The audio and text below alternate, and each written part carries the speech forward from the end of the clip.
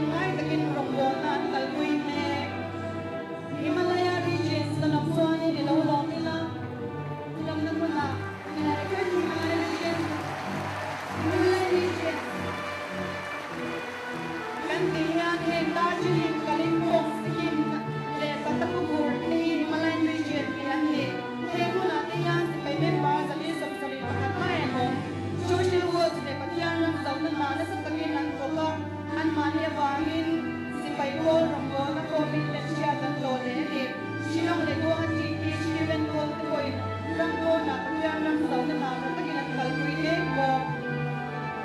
IHQ, the line there, Ilolong Velila. Can I remove the IHQ delegates to sit in the family of me?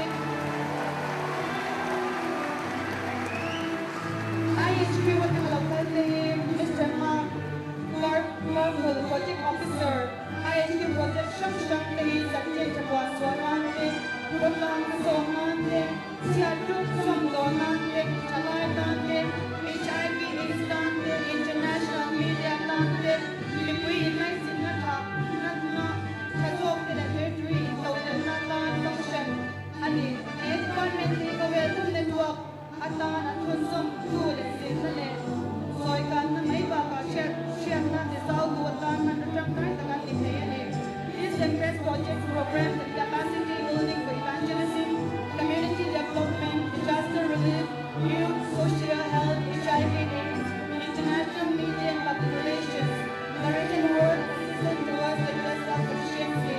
The department functions as an international resource network, making connections for learning and facilitating thought, fertilization of ideas, information and program material. Pune, India, Southwestern Territory. From Kerala, we are pleased to have Material Youth Secretary Mr. Nana Gassan.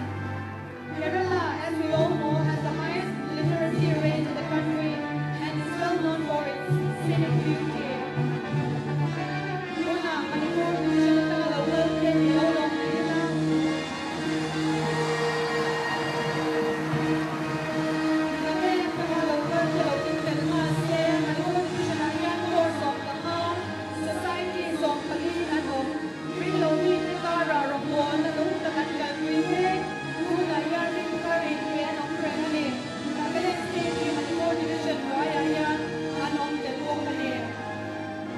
Midland Division at Kapalay, local Ilolong Velila. Midland Division Ayan, Course of Career Society, Pagkuman Home. Ayan is by Volta, from Volta, Nungtang at Kalwinek. Northern Division, Palayte, Ilolong Velila. Headquarter, Ilolong Southern Division. Headquarter, Carlo, the Midland Division Ayan, Course of the Society, Pasalaya, Course Manianoma, from Volta, Nungtang at Takinan Kalwinek. Northern Division, Sumser, Natagalaya, and music video ko Hapoy at Chatete, Manipura, Central, Tangduri, and Wap, the Kumani. Southern Division at Kapalay, local Ilolong Velila. Southern Division, Mizoram District, Pagtumang Wakila, Force of the Pani Societies of Pagtum, Outpost Pagtum and Oma, Rongpon, and Nungtagleting, who took the Division Ayan, Kalwine, Kani. Sweden and Latvia, I'd like to request delegates from Sweden and Latvia to stand please. From Sweden and Latvia, we have one delegate, this is Lena Whitworth. Reserve undergoing famine due to mangrove flowering, which we call Mount Taming. So, under Creative Project, this territory has donated rupees 124 lakhs to help the people affected by Mount Tam. We are indeed grateful for the concern. Sweden at Kapalay, local Mrs. Lena Whitworth Kaniya, Honey General Whitworth at Tunduan niya. Mizoram Construction Amauta, Kaltuwa sa Mizoram at Kaltuwa sa Tuina, Fairfield Project at Kalwini Katanyani, Huwag sa Ipali, Tamin Ronpea, at Mani Bangyan, Lama Banga Harsa, Lehitan, Amatsan Gayin, Kanling Hipani, and Sumayan, Kanlejuri, Kanlopin, Emani. Tripura, District of Kapalay, local Ilolong Velila. Headquarter, William C. Paniya, Tripura District, Ayan, Corpal and Society, Pasaben Oma, Muna Ayan, Patyanram, Lakna, Nasa Paginan Toka, and Silin Capital, Agartala, Munapo, Sipaypo, Nungbonang, Yanget Sok, Nagpamidma, Alamega, Tunayan, Mission Centers, at Talmeg,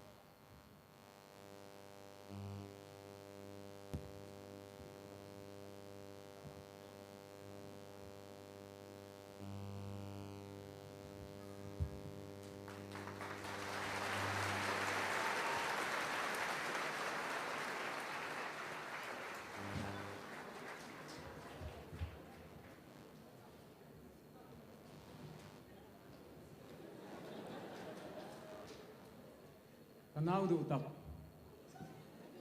san dam na sipai thalai rual te u khi tu ra ruai te chu chan chuak wala tha mai tur te chu chan chuak thuai ra u Salvation Army chu chan chin thar ril rong bol na kal pui tu pol ain nga na Bible thu tak arong bol na pathian mangai na tanga chuak ati tur chu Isu Krista chan chin thar ril tu ma thiar ran na lova tran pui ngai te tran pui ani bual faila ei tur pela chandam ro zanina ese woi congress local zong te he hun lomom taka hian kharau thiang lima chun kha nia malsom na tam tak dong turin kadu sakna ka hlana cheu lalpanin zain malsom cheu ro se